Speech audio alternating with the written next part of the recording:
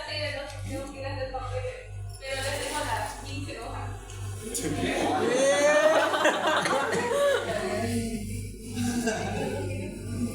Punto de esta faltó. Si viene la doctora, no toca hacer. Entonces, los antibióticos son fármacos, ¿ya? Son antiinfecciosos, combaten infecciones, pero combaten infecciones específicamente bacterianas, ¿sí? No me va a combatir infecciones virales, no me sirve para infecciones parasitarias, no me sirve para infecciones micóticas, no, solamente bacterias, ¿sí? Entonces es erróneo pensar que en un resfriado, como un rinovirus, uno puede tomar un antibiótico y va a sanar eso. Totalmente ilógico, porque esto solo es bajo criterio de infecciones bacterianas, ¿ya? ¿Qué es un fármaco? Un fármaco es toda sustancia de origen natural, ¿ya? O de origen sintético en un laboratorio que puede producir un cambio en el organismo, ¿ya? Estos cambios se dan principalmente debido a que hay una modificación del fármaco con el organismo. Es decir, los fármacos cuando ingresan a la sangre o ingresan al cuerpo interactúan con X, Z receptores y esos receptores provocan un efecto, ¿sí? Entonces el mecanismo de acción viene siendo la modificación que el fármaco causa en el organismo, ¿ya? Un ejemplo común, tenemos un paciente con fiebre y le suelen dar paracetamol.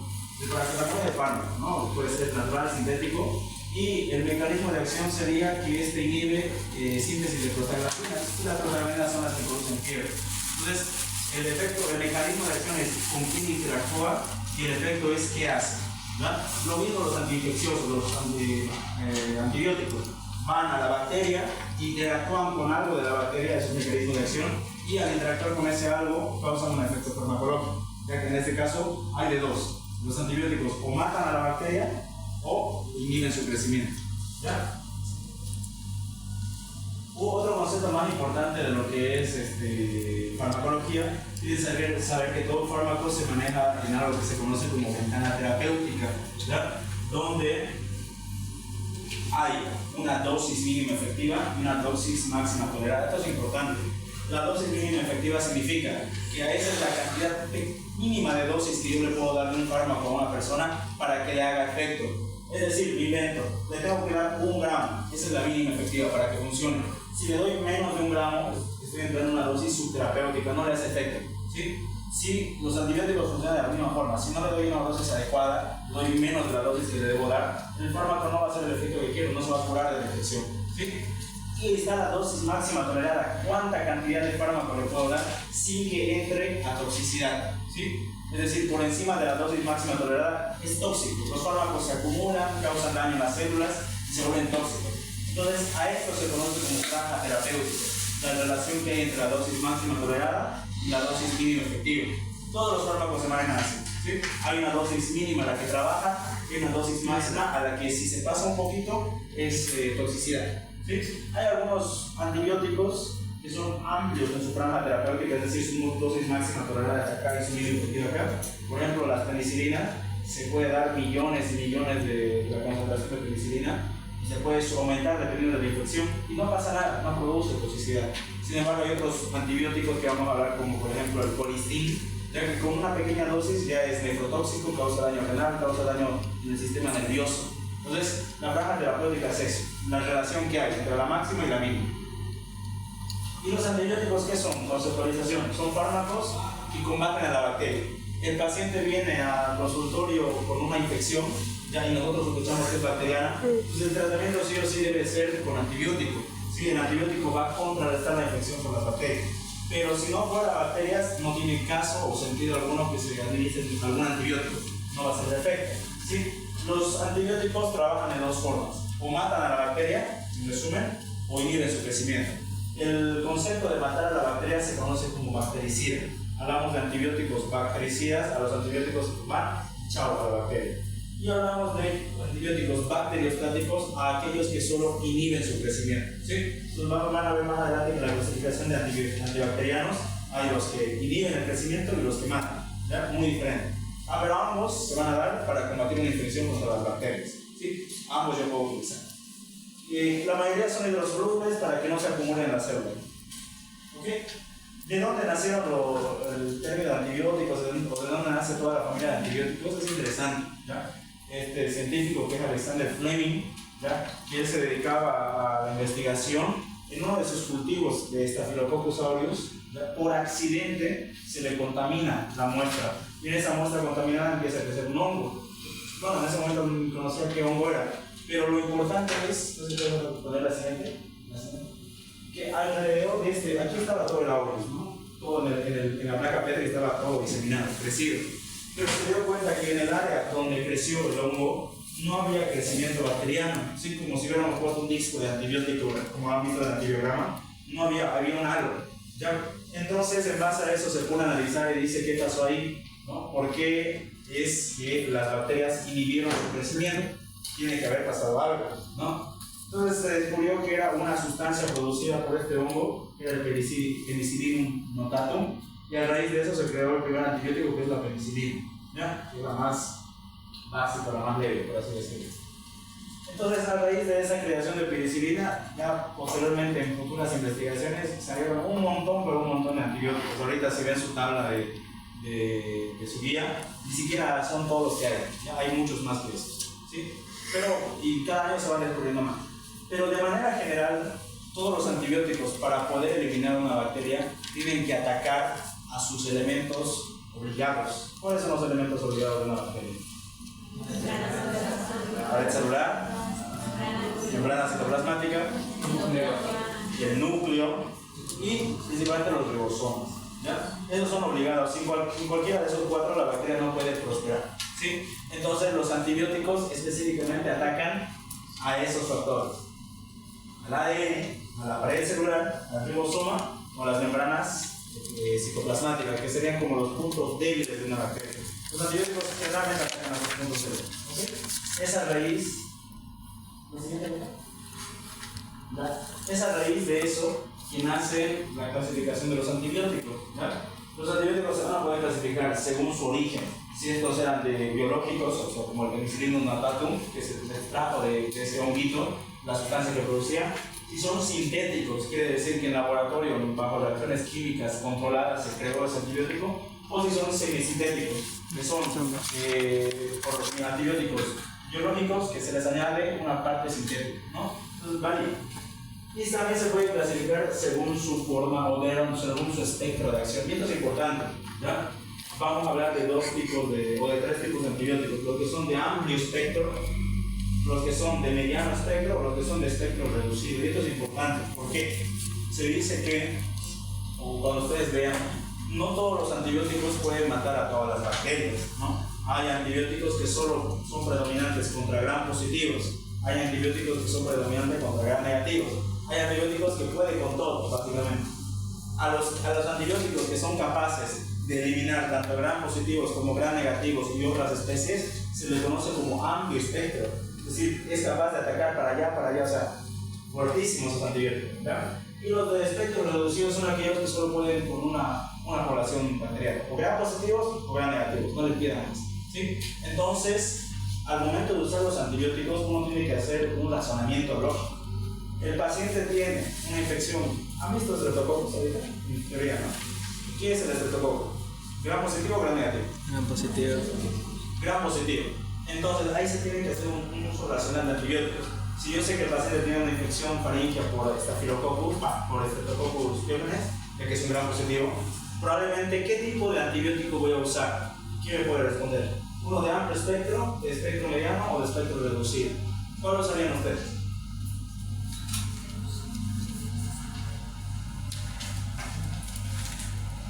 Su paciente tiene faringitis por biógenes. ¿Qué tipo de antibiótico cree que es el más adecuado darle? ¿Uno que cubra gram negativos, gram positivos? ¿Uno que cubra solo gram positivos o solo gram negativos? ¿O mitad-mitad? ¿Qué dicen ustedes? ¿Tiene biógenes? Entonces vamos a dar uno de espectro reducido porque ya sabemos cuál es, si es gram positivo o gram negativo. Pero en muchos casos se tienen dudas. Hay infecciones que causan mucha duda. Por ejemplo, neumonía. ¿Quién es el productor de neumonía más común? El Streptococcus pneumoniae, excelente. ¿Y ese es gram positivo o gram negativo? Gram positivo.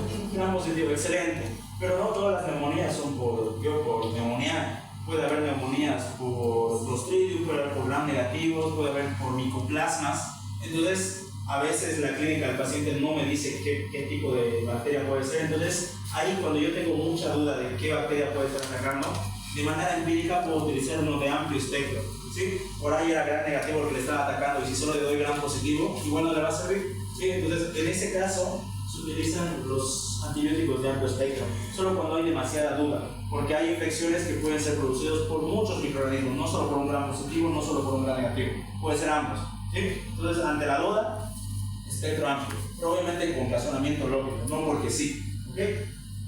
Y también se puede clasificar según la forma que actúan. Bacteriostáticos, los que inhiben el crecimiento de la bacteria, y bactericidas, los que matan a la bacteria, en resumen, ¿ok? De ahí nacen los 5 tipos de mecanismos de acción que pueden tener un antibiótico, ¿sí? Hay antibióticos que inhiben la síntesis de pared celular, es decir, a la pared celular de la bacteria la inhiben.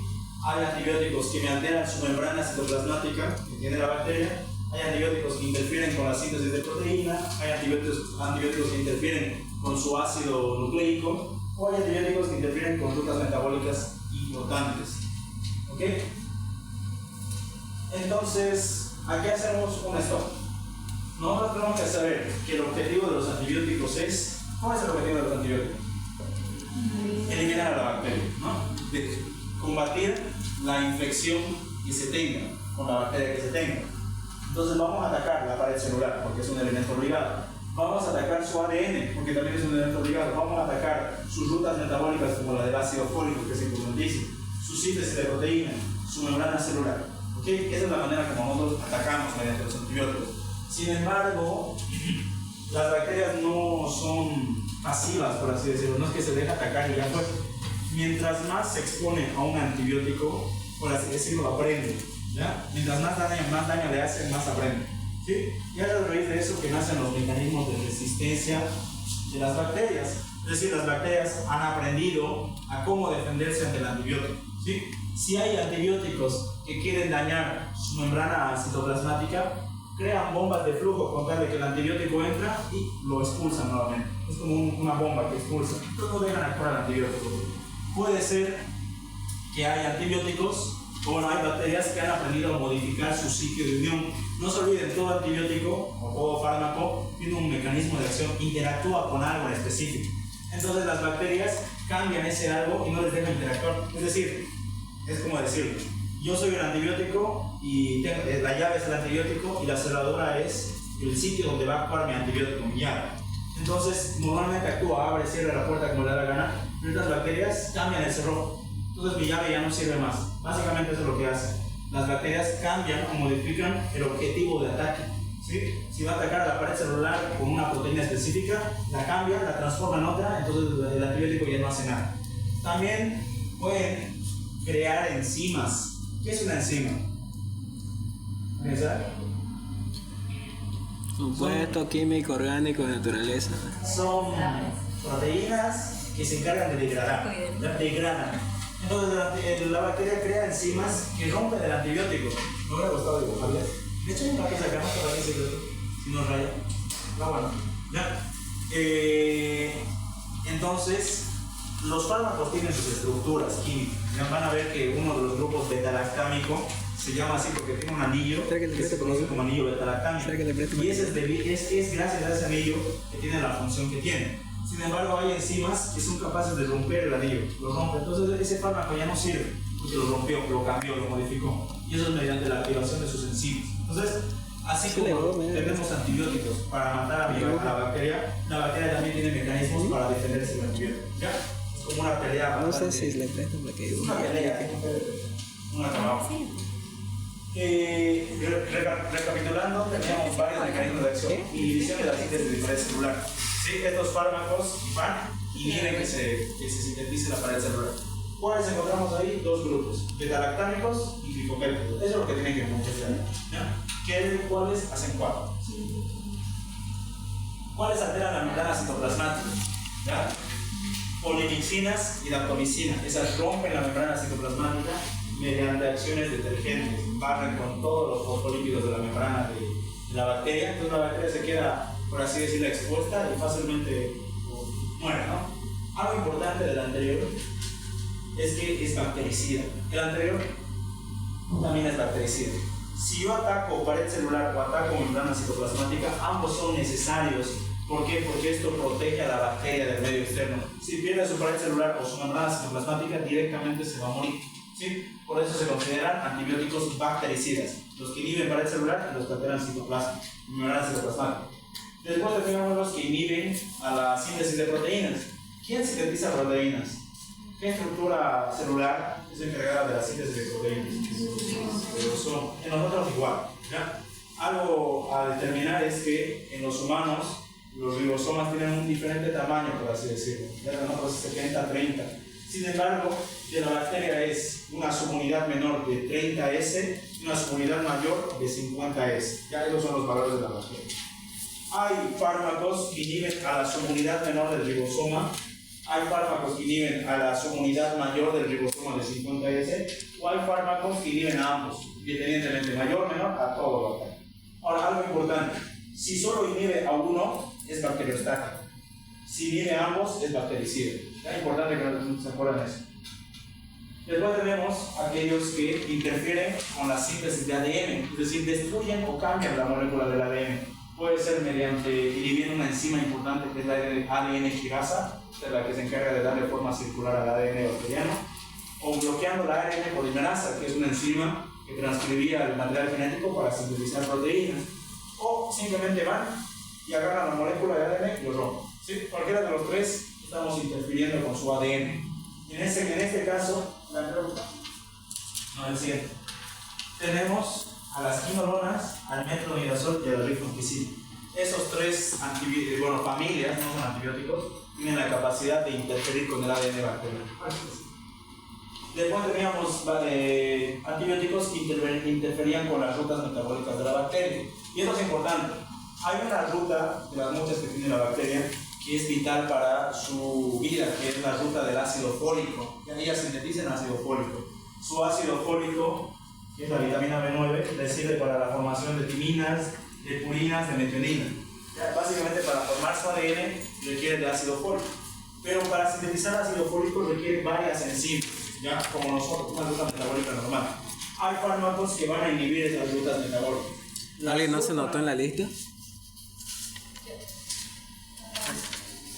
Las sulfonamidas inhiben a esta de acá, a la dihidroteroato sintetasa. Y el trimetoquín inhibe a la dihidroforato reductasa. Nuevamente, si solo utilizo uno, es bacteriostático. Pero si utilizo ambos, se vuelve bactericida. ¿Ya? Inhibe la síntesis de ácido fólico. Entonces, de manera general, ustedes tienen que aprenderse este esquemita, mínimo el esquemita, para que no se les complique más. ¿Cuál es el inhibe pared celular? Ahí tenemos beta-lactámicos, vancomicina, vancomicina, fosfomicina, cicloserina. No sé si la doctora les dijo, pero esto es lo más memorístico que hay. ¿Ya?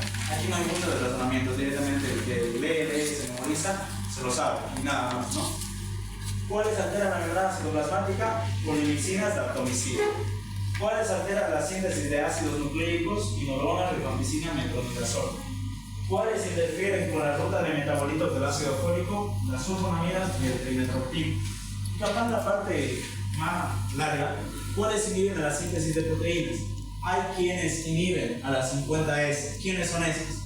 Estreptograminas, clorafenicol, lincosamidas, lineazolid y macrólicos. ¿Quiénes inhibían a la 30S? Solamente tetraciclina. Y hay uno solo que inhibe tanto a la 30 como a la 50, los aminoglucosos. Aquí hay una mnemoteca. No sé si para el que le sirva bien, para el que no pasa nada. La mnemoteca medio X, ¿no? Se llama estrés, clima y amo. ¿Ya? El estrés clima me habla de las que inhiben 50S. Quisiera haberlo anotado. ¿Ya? Estrés de estreptograminas, de clorafenicol, lincosamidas y linezolid, clima de macrólidos, T de tetraciclinas y amo de aminoglucósidos. Y me sirve para saber, estrés clima son sí o sí 50S, ¿ya? T de 3, ¿ya? T de 3 tetraciclinas inhiben a la 30S. Y amo de aminoglucósidos y ama a todos, o sea, todos, entonces 30 y 50, ya acapara todo. Una le sirve, yo me acuerdo hasta ahorita de eso, por esa mnemoteca, ¿ya? ¿No sirve? A ver, ¿no te acuerdas otra vez? Aquí está, ¿no? Estrés, clima, te amo. estre de citrulaminas, cl de cloramfenicol, li de glicosamida, niacinamida, ma de macrólidos, e de tetracitrinas, amo de aminoglucosa. ¿Ya? Para que les sirva. Ok, los beta-lactámicos, ¿qué mecanismo de acción tenían? ¿Inhibían qué? Síntesis de pared celular. ¿Eran bacteriostáticos o bactericidas estos? Bactericida. Bactericidas. Vamos a destruir, estamos atacando su pared celular importante. Estos beta-lactámicos, ¿qué era un espectro de acción antes de que continuemos? ¿Qué era el espectro de acción? ¿Qué me puede decir? Era cuando atacaba gran positiva y gran negativa a la vez. Ya, puede ser. Va por ahí. ¿Alguien más tiene alguna idea? ¿Qué es un espectro de acción? ¿Nada? Sería el parámetro, el rango de dónde trabaja ese antibiótico. Ataca gram positivas, gram negativas al mismo tiempo. Eso es amplio espectro, puede con todos.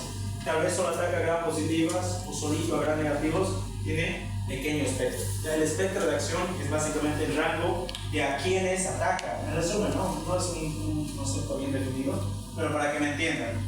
Los beta-lactámicos tienen un espectro contra gram positivos, gram negativos y espiroquetas, pero no todos. Ahorita vamos a especificar cuáles. Y este grupo o esta familia de antibióticos son las más utilizadas, uno porque son baratas y dos porque posee bajas reacciones adversas. ¿Ya?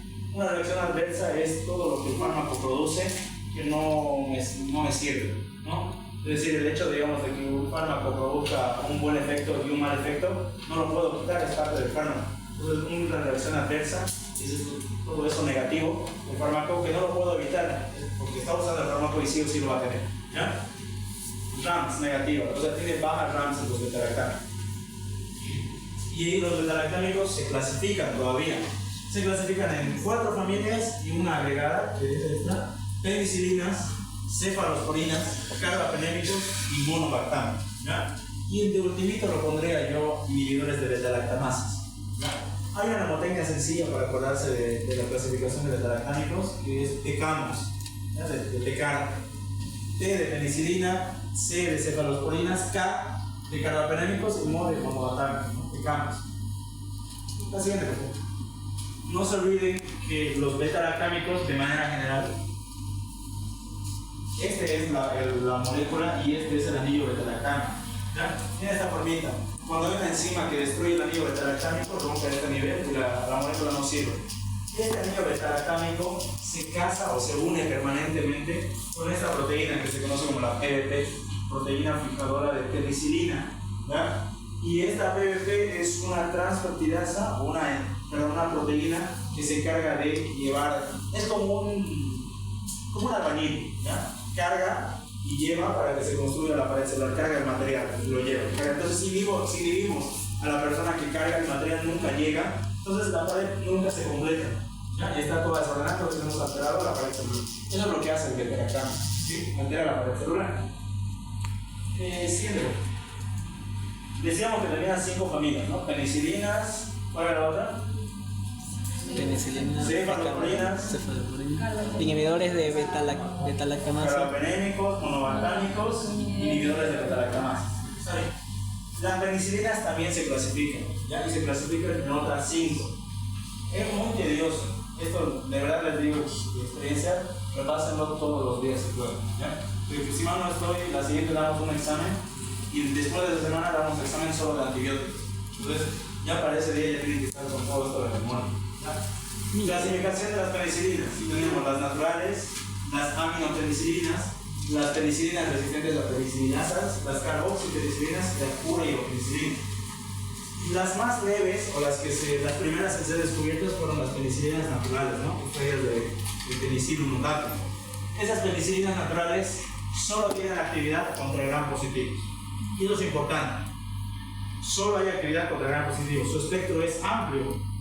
¿Sí o no? ¿Sí? Solo tiene actividad contra gram positivo la penicilina. Su espectro es amplio. Le doy para lo que sea. No, solo le voy a dar en infecciones por gram positivo. Su espectro es eso, sí. Solo ataca el gram positivo.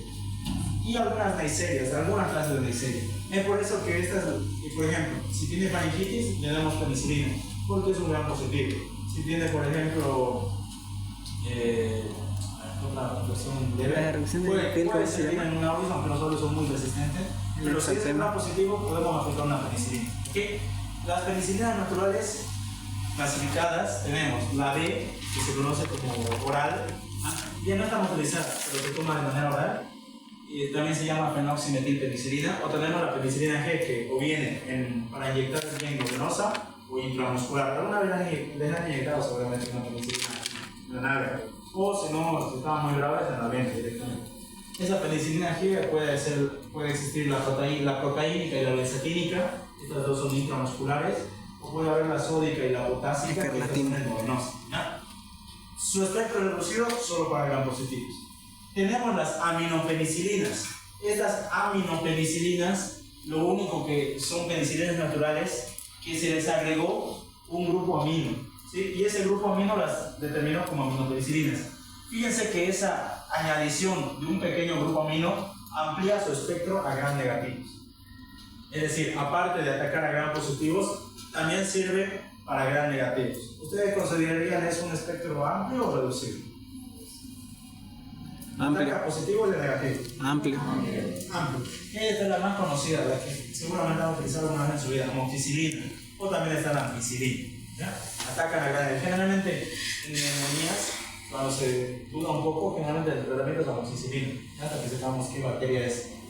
Después tenemos las resistentes a penicilinasas.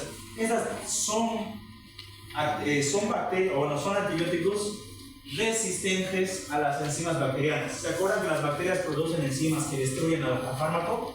Pues estas penicilinas son resistentes a sus enzimas no les hacen nada. Y por eso se llaman resistentes a penicilinasas. Ahí tenemos a la meticilina, la nafcicilina, oxacilina, cloxacilina. Y aquí les pongo un grande signo de admiración para que no se les olvide. La meticilina es el único antibiótico perteneciente a este grupo de las penicilinas que solo viene para discos de antibióticos, no viene para el consumo. ¿Sí? No hay meticilina en tableta, en inyectable, no, solo es para discos de antibiótico. ¿Y dónde utilizamos el disco de antibiótico? El antibiograma, solo sirve para hacer antibiograma. Este antibiótico, esta penicilina, es indicador de sensibilidad o resistencia a beta-lactámicos. Y eso es importante. Quiere decir que si ustedes hacen un antibiograma y el laboratorio coloca un disco de meticilina y es resistente, es decir, la bacteria crece sobre esa meticilina, significa que absolutamente ninguno de estos va a servir. Ninguno, ni los que vamos a ver más adelante. Toda la familia de beta-lactámicos no va a servir si es resistente a esta meticilina. ¿Sí? Si se pilla resistencia a meticilina en el antibiograma, ningún beta-lactámico sirve, ¿no? Ni los penicilinas, ni cefalosporinas, ni carbapenémicos, ni melomotámicos, ni inhibidores de beta-lactamasa, nada. Por eso nace la denominación MRSA. ¿Qué significa? ¿Les digo la otra? Staphylococcus aureus resistente a meticilina, ¿sí? MRSA. Entonces, una MRSA es un aureus, específicamente un aureus, que se le pidió su resistencia a meticilina. Por ende, a ese aureus yo no lo puedo tratar con ninguno de los beta-lactámicos porque no va a funcionar directamente. Este es el indicador, ¿verdad? Si es resistente a esto, nada de eso sirve. Pero si es sensible, puede que alguno de esos sirva, dependiendo, ¿no?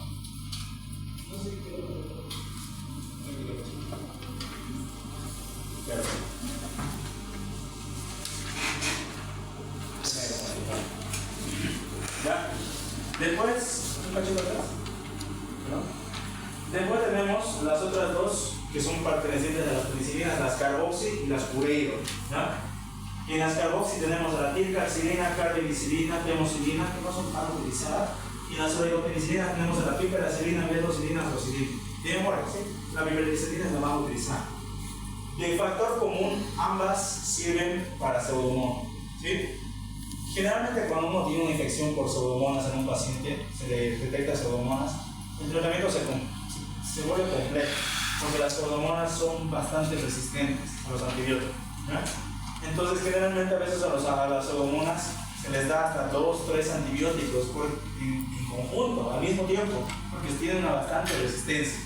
Entonces, si alguna vez nos tocara pelear contra una pseudomonas, las carboxy o las odedo son una buena opción. Entonces, ninguno de estos es una buena opción, solo las que tienen actividad contra pseudomonas, ¿ya? Porque son menos resistentes a estas. Después, ahí estaba la primera familia, penicilinas, ya las hemos visto. Tenemos a las cefalosporinas, que también son pertenecientes a la familia de los beta-lactámicos. Ahora, muchos sufren aprender a hacer las cefalosporinas porque son muchísimas, ya hasta yo me incluyo ahí. Tiene 5 generaciones, ¿ya? Primera, segunda, tercera, cuarta, quinta.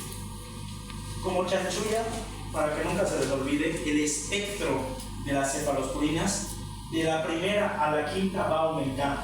La primera solo sirve para positivos, la segunda sirve para positivos levemente negativos, la tercera sirve para positivos y negativos, la cuarta sirve para ambos y la quinta solo se da en bacterias resistentes a meticilina o resistentes a vancomicina, ¿sí?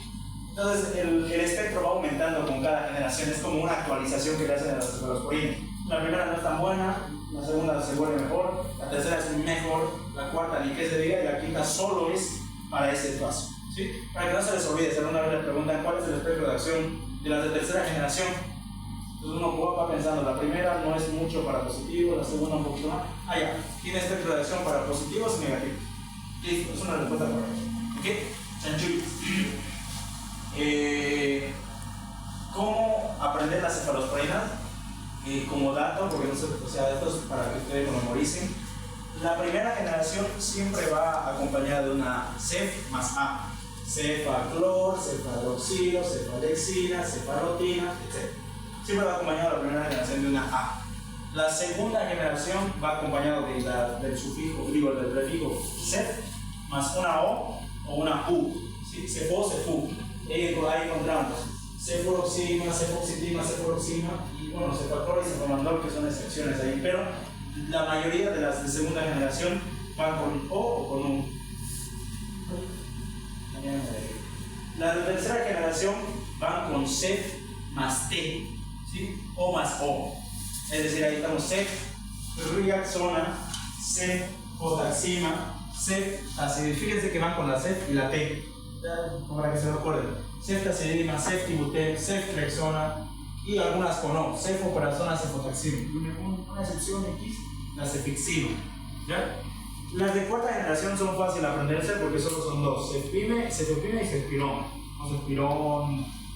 Y la quinta generación igual fácil de aprenderse porque solo son dos, ceftaroína y ceftraquicol. ¿Ya?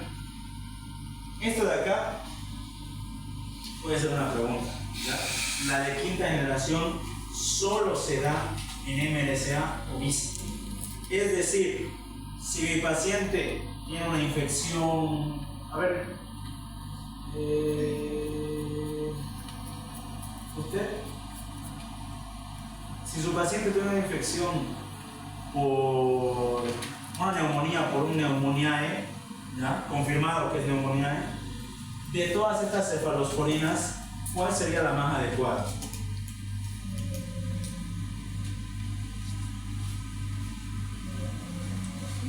Fuerte, no la escuché. ¿Por qué?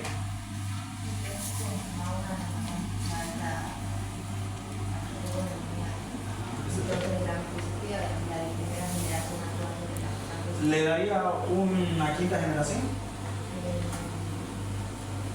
Sí, no, ¿por qué? A ver, usted, es una neumonía por un neumonía, confirmado que es neumonía.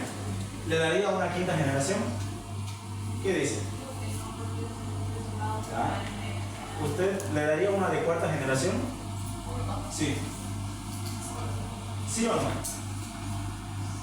¿Sí? ¿Qué dicen los demás? ¿Sí o no? Sí, sirve, pero no se debe, porque ¿para qué? Si yo sé que tengo mejores de espectro reducido, ¿para qué voy a utilizar uno de espectro amplio? Ese es el razonamiento. Si yo sé que es un gran positivo, no necesito darle uno que cubra gran positivos, gran negativos. Estoy malgastando el espectro amplio. Y esto es peligroso porque generalmente cuando se utiliza fármaco antibióticos de amplio espectro sin necesidad, se va generando resistencia. La siguiente, que realmente tenga una infección que amerite uno de esos de espectro amplio, no le va a hacer nada porque se volvió la bacteria resistente.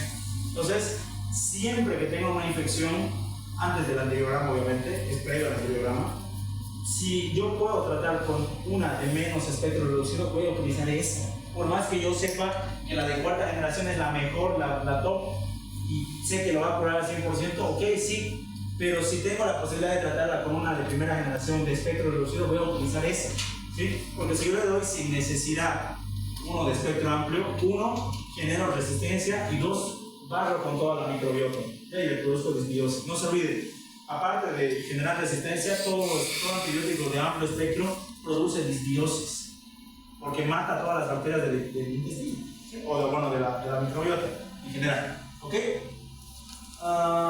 Ya. Después teníamos a los inhibidores de beta-lactamasas. Ya ahí tenemos. Estos de acá son los inhibidores de beta-lactamasas. No van solos. Y estos son beta-lactámicos que ya conocemos. La amoxicilina, ¿de qué familia era? ¿O de qué subfamilia era? De la penicilina. Era de las aminopenicilinas, perteneciente a la penicilina, la amoxicilina. ¿La ampicilina de dónde era? Igual, ¿no? De las aminopenicilinas.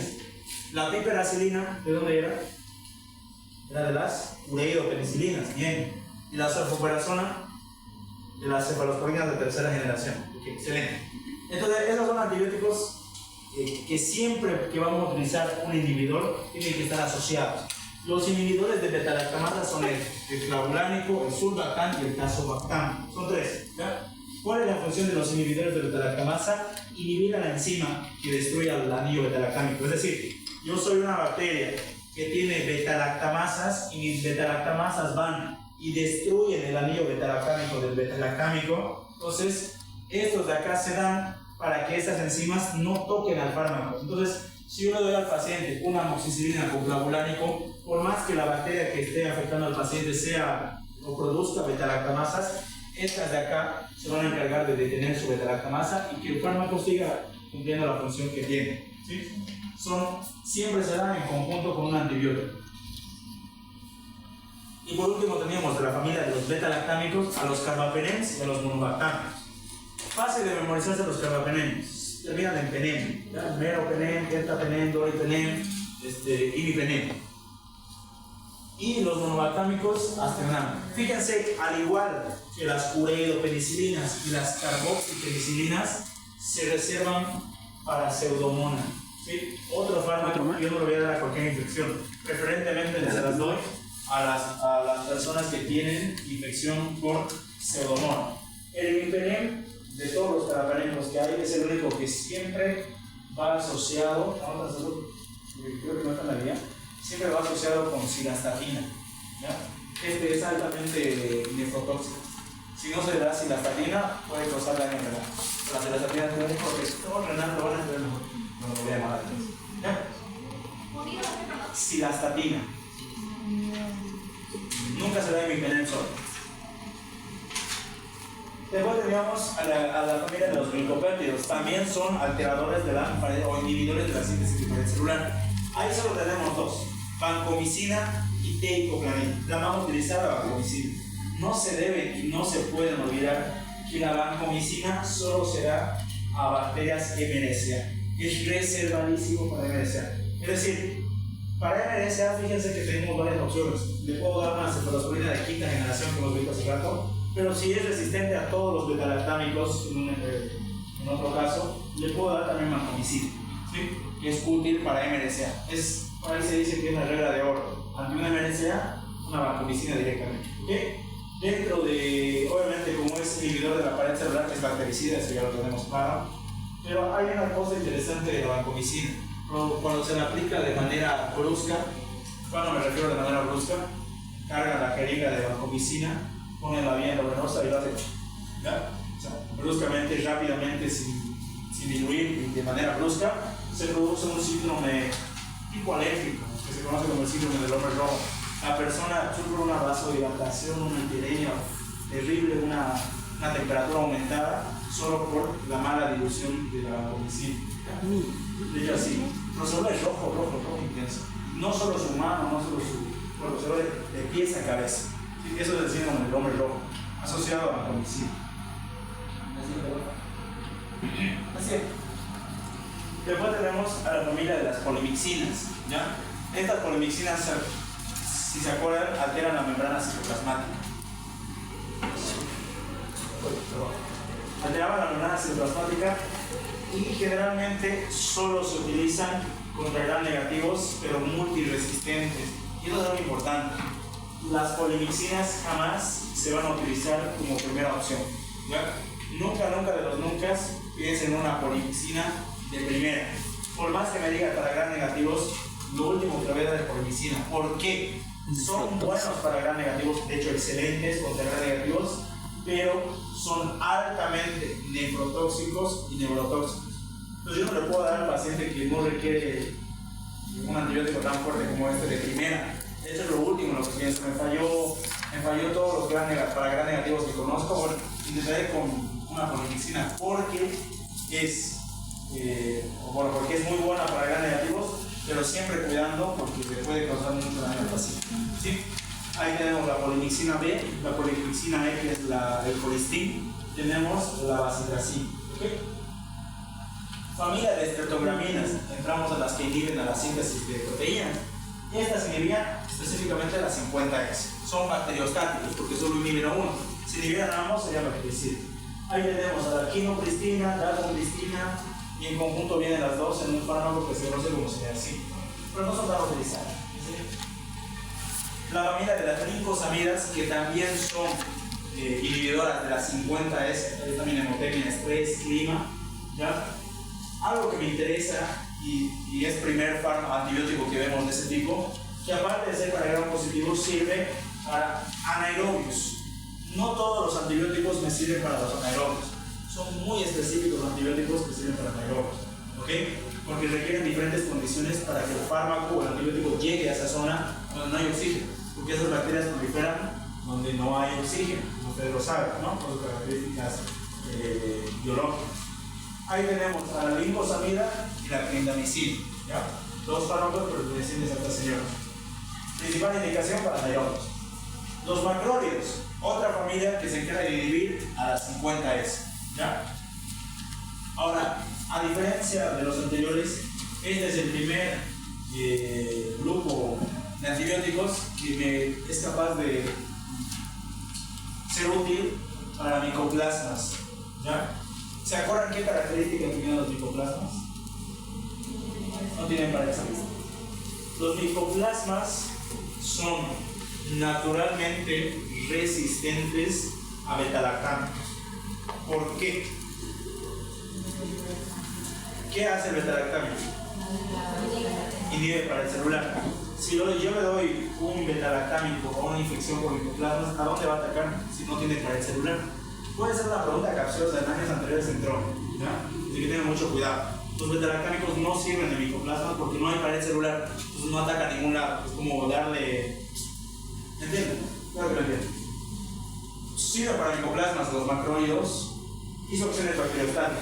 Ahora, unas indicaciones muy especiales se puede dar en alérgicos a la penicilina. Si mi paciente me dice yo soy alérgico a la penicilina, pucha, yo quería darle siempre una penicilina porque era lo más fácil, lo menos tóxico y lo más exacto para su cuadro, ni modo, pienso directamente en un macrólido, ¿ya? Porque si tiene alergia a penicilina, probablemente tenga alergia a cualquier otro betalactámico, ¿ya? Porque el factor común es sanguíneo.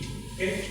Se puede dar en embarazadas, mucho mejor que los betalactámicos, porque no son teratogénicos, no tienen riesgo de teratogénico mínimo. Entonces yo tengo una paciente que en su primer mes de gestación tiene una infección, digo, pucha, ¿a qué le doy? Porque la mayoría de antibióticos es teratogénico, o sea, peligroso para su bacteria de gestación. Tiene sus macrólidos porque su menor riesgo teratogénico. Y también se da para bacterias intracelulares, como los micoplasmas. Clasificación: eritromicina, roxitromicina, pero algo para que no se les olvide, y a mí igual se me acuerda también de los nombres, tienen nombre de mujer. ¿Les han dicho eso? Erika, eritromicina, Roxana, roxitromicina, Clarita, claritromicina, así, no sé, un nombre así, acitromicina. Josa, no sé, Josafina, Josías, Josamicina, estiramicina, ¿ya? O sea, si ustedes ven un nombre así como de mujer y dicen, escucha, este es un macrólido, sí o sí. ¿Por qué les digo esto? Porque hay otra familia de antibióticos que no tienen nada que ver con macrólidos que termina en micina. ¿Sí? Entonces no se guíen por la micina. ¿Ya? En un examen del año pasado, o del año pasado, se ponen, ¿no? Son pertenecientes a macrólidos, excepto, les ponen eritro, roxitro, claritro, micina, y les ponen tobramicina. Y dicen que todos tienen micina, entonces todos son macrólidos. No, ¿ya? No se guíen por la micina. Hay otro fármaco que también tiene micina. Y estos uno se guía fácilmente porque tienen nombre de mujer. Siguiente. Los anfenicoles también son otros que inhiben el cloranfenicol, otro que inhibía la 50S. Ahí encontramos el más usado, bueno, el menos usado, es de la familia de cloranfenicol y el tefenicol. Tiene un amplio espectro, sirve para anaerobios, pero no se da en niños. ¿Ya?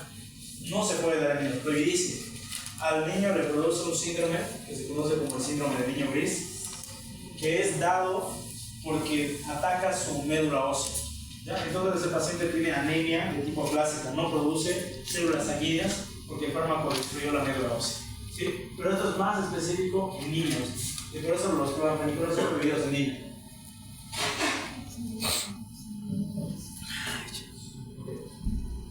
Tenemos el otro grupo de las oxalidonas. Ahí está el linezolid, otro que inhibe 50S. ¿Ya? Reservado, otra vez, otro que está reservado para MRSA y para BIS, preferentemente. ¿Ya? Ahí solo tenemos al linezolid. Yo me acuerdo que, pero yo me acuerdo que el linezolid, una vez que fuimos allá a hacer una plática en el hospital, un doctor lo vimos con una caja de linezolid que decía que era MRSA y era resistente. Pero el linezolid tampoco se utiliza de primeras, a pesar de que es muy bueno, solo por el hecho de que es carísimo. ¿Sí? Una dosis eso nos dijo el doctor, una dosis de linezolid está por 2.000, 3.000 bolivianos y el paciente a veces necesita 2 dosis al día por al menos una semana o 2 semanas. Entonces se hace carísimo la cuenta de un linezolid, pero eso es muy bueno para una MRSA por análisis, eso es el mejor hospital. Siguiente. Tetraciclinas inhibían 30S. ¿Ya? Ahí tenemos, de hecho es fácil, terminan en tetraciclina, clortetraciclina, oxitetraciclina, tetraciclina, otros raros que terminan en ciclina igual, doxiciclina, metaciclina, doxiciclina, minociclina, o sea, todos terminan en ciclina. ¿Ya? Eso es característico de las tetraciclinas. Son de aspecto reducido, atacan algunos gram positivos, algunos gram negativos. También sirven como antiparasitarios en algunos casos y su acción es bacteriostática. Producen un síndrome llamado síndrome de Fanconi. ¿Por qué? ¿O de qué? ¿Qué es el síndrome de Fanconi? Es principalmente por acciones tóxicas del fármaco cuando está vencido. ¿Ya? Es uno de los, no sé si habrán escuchado, todos los fármacos tienen su fecha de vencimiento, eso sí. Algunos vencen y todavía, digamos, lo puede tomar alguno y no pasa nada, pero las tetraciclinas creo que no. Son los únicos que si están vencidos los botamos, porque si el paciente llega a tomarse la tetraciclina vencida, se produce un síndrome de Fanconi. ¿Ya? Síndrome de Fanconi, afectación renal principalmente, ¿ya? Hay una afectación renal severa. Ok, aminoglucósidos. Esto es lo que les decía, que es el otro grupo que termina en micina. ¿Sí? Micina. No son macrólidos, son aminoglucósidos. Estos son capaces de inhibir 30 y 50S, son bactericidas porque inhiben a ambos, ¿ya? Pero una de sus desventajas es que son ototóxicos y nefrotóxicos. Producen daño renal, daño a nivel del aparato coclear, entonces puede producir sordera, puede producir insuficiencia renal, ¿ya? Dependiendo de cómo se la usa.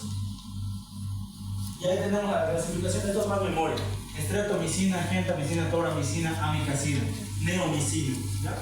No se parecen a los macrólidos con esa característica de nombre de mujer, son totalmente distintos. Y no se vayan a confundir, ¿ya? Quinolonas. Apréndanse bien las quinolonas porque a veces la doctora el año pasado me acuerdo que agarró a estudiante y dijo, de la nada, estaba dando teoría y le dijo, quinolonas de cuarto. La estudiante se clase. Así que apréndanselo bien para que no me hagan un culo. Las quinolonas son parecidas a las cefalosporinas porque tienen 4 generaciones, ¿ya? O sea, varios fármacos. Inhiben ADN, por ende son bactericidas. Hay 2 tipos, las fluoradas son bactericidas y las no fluoradas son bacteriostáticos. Las no fluoradas solo es la primera generación, ¿sí? Primera generación es no fluorada, segunda, tercera, cuarta son florales, por ende son bactericidas. ¿Cuál es la diferencia en este espectro de acción? Decíamos que las cefalosporinas empieza con positivos y termina hasta con negativos, ¿no? Aquí es al revés. Las de primera generación solo sirven para negativos y va aumentando a positivos cada vez más, ¿sí? Al revés de la cefalosporina. Primera generación solo me sirve contra gran negativos, la segunda un poquito contra gran negativos y gran positivos, la tercera me sirve ampliamente para gran negativos y para gran positivos. Bravo, oye. Creo que es ella.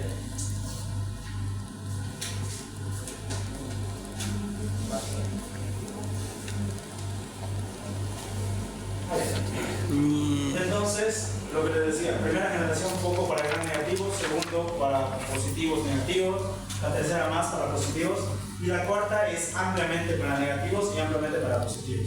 Es decir, espectro reducido y amplio espectro. ¿Ok? ¿Cuál es la clasificación? Un poco más de memoria. La de primera son el naridíxico, el pipimídico, la de segunda el norfo, el heno, el cipro, la de tercera el levofloxacin. Todos terminan con oxacin. Esos pasos de diferenciar. Y los van a terminar con oxacin, exceptuando la primera generación.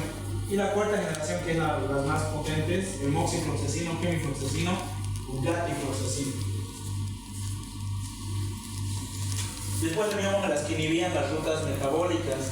Ahí tenemos a las sulfonamidas que inhibían a una enzima, que era la dihidroterbato sintetasa, y el trimethoprim, que inhibía la dihidrofolato reductasa. ¿Sí? Por sí solos son bacteriostáticos. Cuando unen sus fuerzas y se vuelven bactericidas. ¿Okay? Generalmente nunca se da solo sulfonamida o solo trimethoprim. No hay. De hecho, en los fármacos ya vienen mezclados sí o sí, porque su acción es mucho mejor. Juntos. Vienen en un solo antibiótico que se conoce como cotrimoxazol. ¿Sí? Cuando hablan de cotrimoxazol están hablando de que es un preparado por sulfo, metaxazol y trimethoprim, ambos. ¿Okay? Por eso, oye.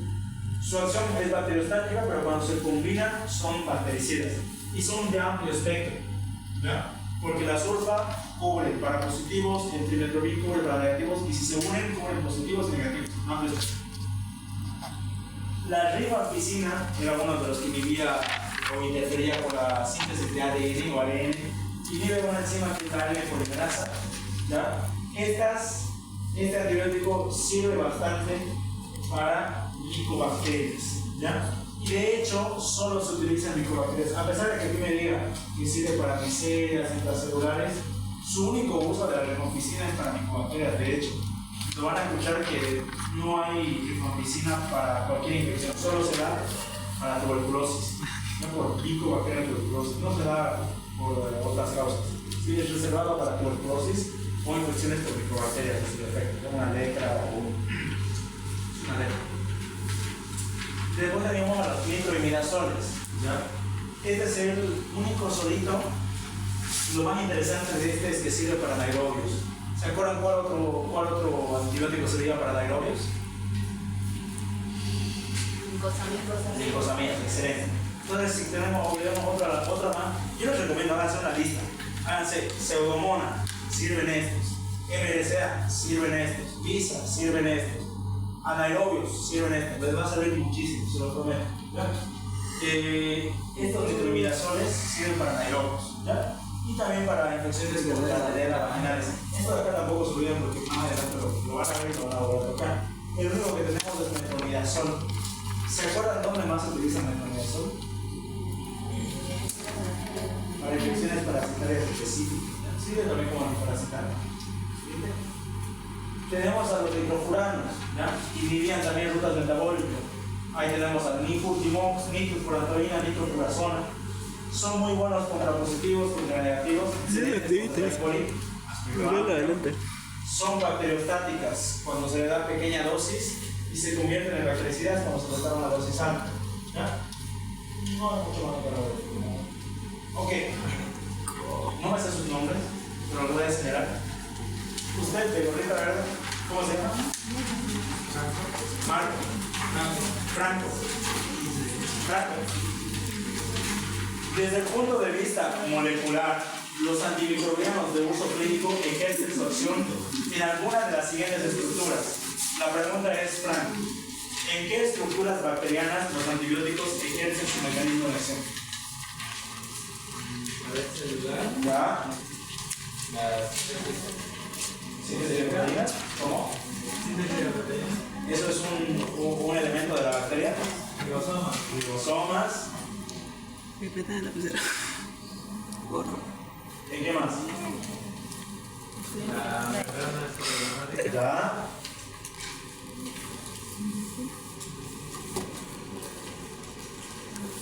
¿Y? El ADN. ADN. Los elementos obligados. Ribosomas, pared celular, membrana citoplasmática y ADN. ¿Ok? ¿Lo pusiste en mi dedo?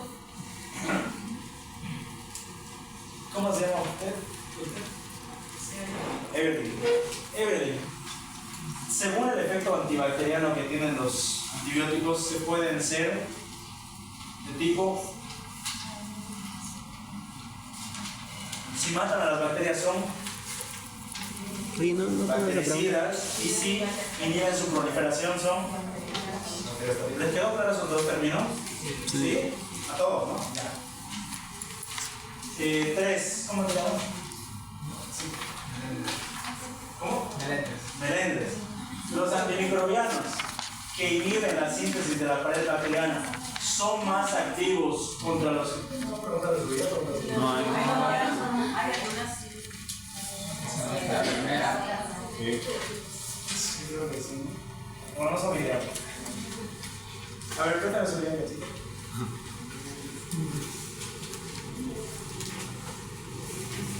Ya, la 3. ¿Aquí estaba? Melendres. ¿Cuál de los siguientes antimicrobianos actúa alterando la síntesis de ADN? ¿Cuál? ¿Cuál puso usted? Según lo que hemos visto ahorita, ¿cuál de todos estos, quinolonas, macrólidos, glucopéptidos, aminoglucósidos, inhiben la síntesis de ADN? Quinolonas. ¿Sí? Los macrólidos inhibían 50S del ribosoma. ¿Quinolona? Los glicopéptidos, pared celular. Aminoglucósidos, 30 y 50S. El único de este grupo que inhibe al ADN son las quinolonas. ¿Okay? ¿Y cómo se llama usted? Sí. Brian, ¿qué grupo de antibióticos actúa inhibiendo la síntesis de pared bacteriana en la fase citoplasmática? ¿Qué grupo de antibióticos hemos visto que inhibe la pared celular? penicilina. Lactámicos, sencillo. No está bien. Beta-lactámicos. ¿Usted cómo se llama?